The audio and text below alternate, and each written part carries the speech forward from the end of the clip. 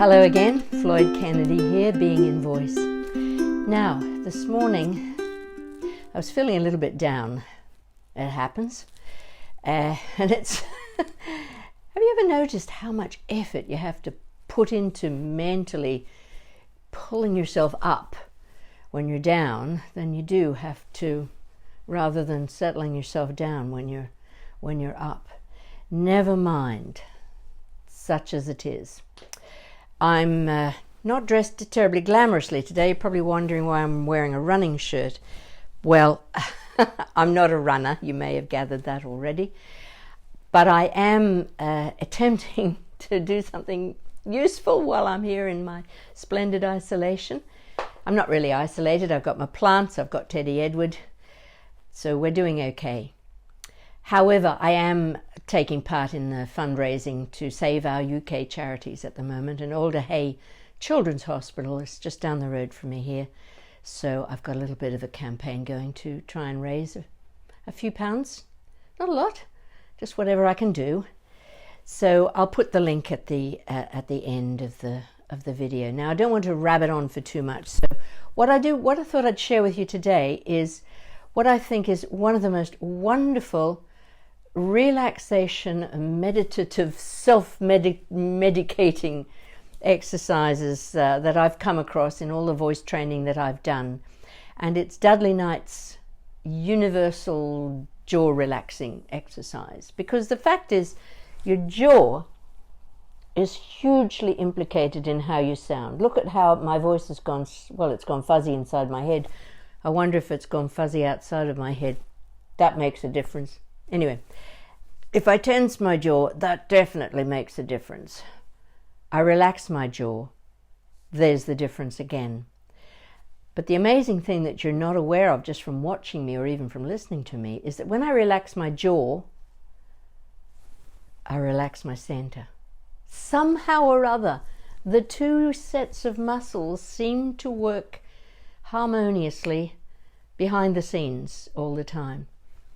And if I'm holding my center tight, as we do when we're nervous or upset, we hold the tummy, and that translates into tension around the chest, around the larynx. We try not to cry. We try not to let our rage come out. All of that tension affects how we sound. Whoa, so much better when you let it go.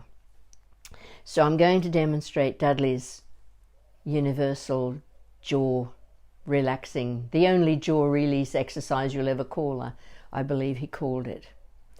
Dudley sadly passed away about 6 years ago now. Time flies in some ways. So here we go.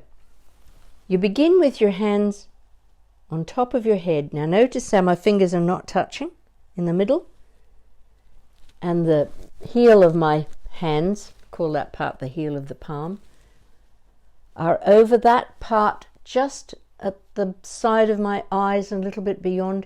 You know when you get one of those stress headaches, tension headaches, if you ever get them, it's all around here.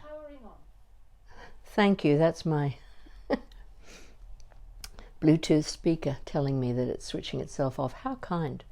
So yes, we get a tension headache. This is where we'll feel it. And if you tense, leave your fingers here and tense your jaw, this one. Notice the little swelling in the flesh just under your hands there. That is your temporalis muscle, the muscle of your temples. And you would think, oh, well, that's just there. No, this is the secret behind Dudley's wonderful exercise, is knowing that your temporalis muscles begins here very narrow, and then it fans out like a fan. Yeah? From here, the side of the top of your jaw, where the joint is, it fans out over your temples, going right up over your head, right up to there, not quite meeting in the middle. So it's a very large sheet of muscle. Now, if you put your fingers up here and rub them around, you think, no, just skin and bone.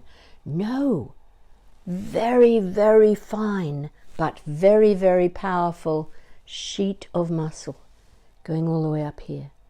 Now, if that is tense, yeah?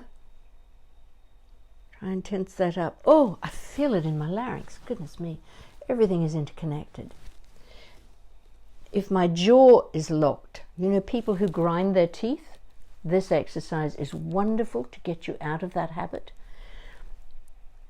Grinding your teeth means tensing your jaw, means tensing your temporalis muscle. Temporalis is hugely implicated in keeping your jaw high. In other words, keeping your mouth shut. In order to open my mouth, it has to let go of control. Yeah? So just as an experiment, let your jaw drop. I've just realized I'm not looking at the camera. Sorry about that. Okay, I've got you now. Let your jaw just drop open. Oh, sit myself up properly. And let it relax to wherever it goes to. And then do a little check. How many fingertips, if any, can I slip between my teeth? Here we go. 1. Okay. Now, normally, when I'm up to the mark, I can get 2. So I'm holding some tension in my jaw. Most normal people, not voice teachers and not actors, will only get 1 if they're lucky, because in normal everyday life we don't go around opening our mouths nice and wide. But as performers, sorry camera, as performers we have to, because when we express ourselves with passion, I must remember not to bang my microphone, oh it's up there. As performers, when we're expressing ourselves with passion, I see no whatever it is here. Yes, of course we open our mouths to the 2 fingers, you know, space. We let more sound out, we let more feeling out. Feeling is in the sound, okay? Let's just go back to the jaw. I'm not going to digress myself any further. Back to Dudley's exercise. So you begin by making sure you're sitting nice and straight and supported, no crossed legs or feet. It feels a bit weird if you're not used to it, but get used to it. Okay, hands gently, shoulders relaxed, elbows relaxed. Now you allow gravity to do the work here. You don't drag your hands down. You allow gravity. You just simply release a little bit and you allow your hands to slide gently down. If you close your eyes and pay attention to what it feels like, just notice there is no right or wrong. Sliding down. If your jaw is released, then when your hands get to about here, the weight of your hands will take your jaw open a little bit further. See that? Just sigh through it. Now the heels of my palms, this part down here, is now about to go under my chin. My thumbs are about to go behind my earlobes. And my fingers are starting to drag around orbicularis oris, the muscle that goes all the way around the eyes. So that is getting a little bit of a massage. My fingertips are at the base of temporalis.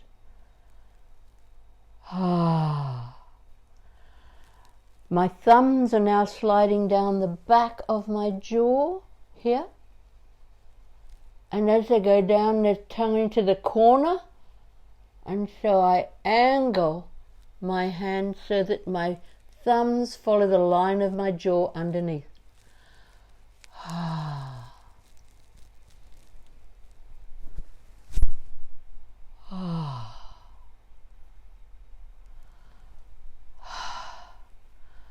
I just enjoy the moment. Oh, I feel so much better. Now, according to his students, Dudley could take 20 minutes to do one pass from here to here. And always make sure you maintain those few seconds or minutes, as long as you like, after you've finished, to leave your jaw open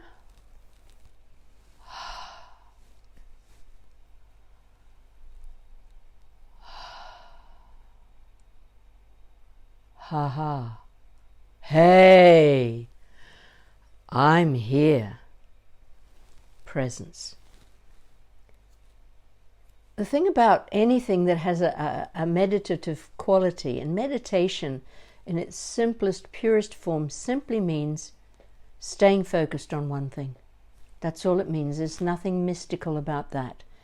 Staying focused on one thing and noticing when you lose focus and saying to yourself, well, that's interesting, and bringing your focus back. If you're doing that, you are meditating. You know? You can do it, you know, sitting cross-legged on the floor with your fingers making the little circle if you like, or you can do it comfortably in a chair. Simply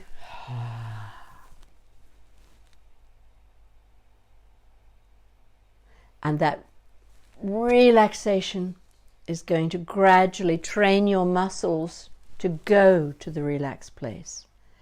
I can go there with my jaw open. I can have my mouth closed, but relax it. Yeah? And because the body wants to be in that relaxed position, that relaxed state, it will call you, it will remind you, it will say, hey, your jaw is tense, let it go. And you'll go, yeah, and you'll feel your tummy relax as well, if you're paying attention. So there you go. Back to alder hay. I will put the link in the ticker tape that runs along the bottom of the video down there, and also in the description. If you have a few pennies to spare, the smallest amount, 50p, would be just wonderful to help the Alder Hey Children's Hospital's charity continue its wonderful work supporting the work of the hospital.